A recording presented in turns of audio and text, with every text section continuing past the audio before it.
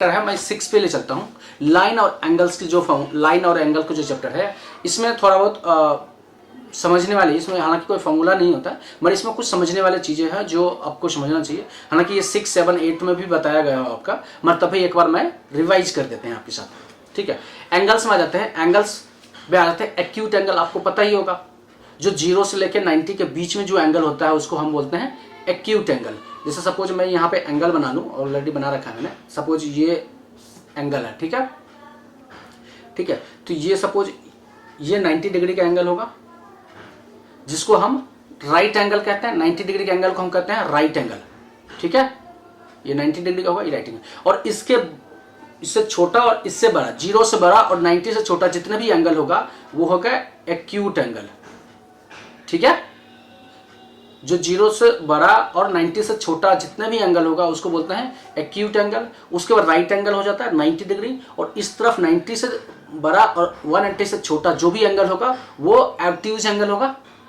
ठीक है, उसके बाद आता है स्ट्रेट एंगल आ जाता है जो 80 डिग्री का होता है। पहले एक्यूट एंगल जो 90 से छोटा होता है, 0 से बड़ा होता है। एक्यूट एंगल जो 90 डिग्री का होता है उसको राइट एंगल, जो 90 से बड़ा होता है 180 से छोटा उसको ऑब्ट्यूज एंगल, जो 180 डिग्री का होता है उसको स्ट्रेट एंगल बोलते हैं। और जो 180 से बड़ा और 360 से छोटा एंगल होता है उसको रिफ्लेक्स एंगल बोलते हैं, रिफ्लेक्स एंगल।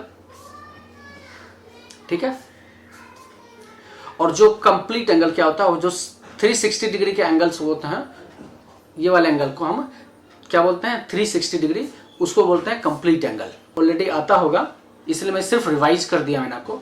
अब चलते हैं एंगल, दूसरे डिफरेंट टाइप के और भी एंगल्स होते हैं, उस टाइप के एंगल पर चलते हैं। अब आते हैं कॉम्प्लीमेंट्री एंगल्स। कॉम्प्लीमेंट्री एंगल्स किसको बोलते हैं? कॉम्प्लीमेंट्री एंगल्स, टू एंगल्स जो सम करते हैं वो 90 डिग्रीज का होता है, उसको बोलते हैं complementary angle. Suppose A + B = 90 degree, angle A angle B = 90 degree होता है, जिसको बोलते हैं complementary angles. Two angles whose sum equal to 90 degree, that is called complementary angles.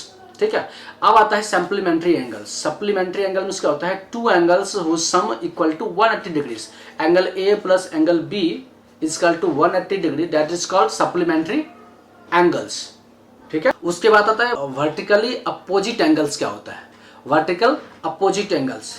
If two lines intersect with each others then vertical opposite angles 1 equal. जैसे सपोज ये दोनों vertical angles, ये एंगल और ये एंगल इक्वल होते हैं, और ये एंगल और ये एंगल इक्वल होते हैं, तो इसको क्या बोलते हैं verticals angles, opposite angles, vertical opposite angles.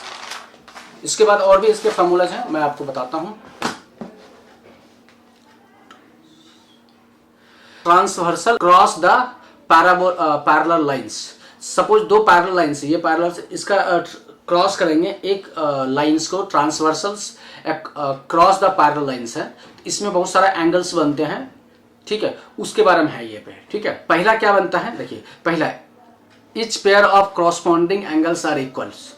Corresponding angles equal होते हैं 1, 8, 2, 5, 4, 7, 3, 6, 1, 8, 2, 5, 4, 7, 3, 6। तो ये वाले जो एंगल थे, ये वाले एंगल के बराबर होता है, और ये वाले एंगल्स के बराबर होते हैं। दूसरा क्या है इसमें point, each pair of alternate interior angles are equal. Interior angle कौन सा है, ये वाले इंटीरियर एंगल से 4 और 5, ये वाले क्रॉस वाली, ये वाले इधर वाली जो एंगल होते हैं वो इक्वल होते हैं। 3 और 8 भी इक्वल होते हैं, ये इसके इक्वल होंगे और ये इसके इक्वल होंगे, तो ये दोनों इक्वल हो जाते हैं ऑटोमेटिक। ठीक है, each pair of interior angles on the same side of the transversals is supplementary. जो एंगल 4 है, एंगल 4 और एंगल 8, ये दोनों जो एक तरफ का एंगल है, इसका जो वैल्यू होगा ये सप्लीमेंट्री, दोनों सम करेंगे तो सप्लीमेंट्री एंगल होगा। मतलब दोनों को प्लस करेंगे तो 180 डिग्री होगा। सेम इस तरह से 3 और 5 को एंगल को प्लस करेंगे तो उसका जो वैल्यू होगा 180 डिग्री होगा। ये हम बता रहे हैं। अगर दो पैरेलल लाइन के एक वर्टिकल एंगल कोई लाइन काटता है तो ये 3 फॉर्म बनते हैं, जिसमें इतने सारे एंगल्स बनते हैं, लगभग 8 एंगल्स बनते हैं, और 8 एंगल्स में कौन कौन से किसके इक्वल्स होते हैं और किसका क्या वैल्यू होता है वो यहाँ पे डिफाइन किया गया है। हालांकि आपको आता होगा, मैं तभी रिवाइज के लिए मैंने आपको बता दिया है।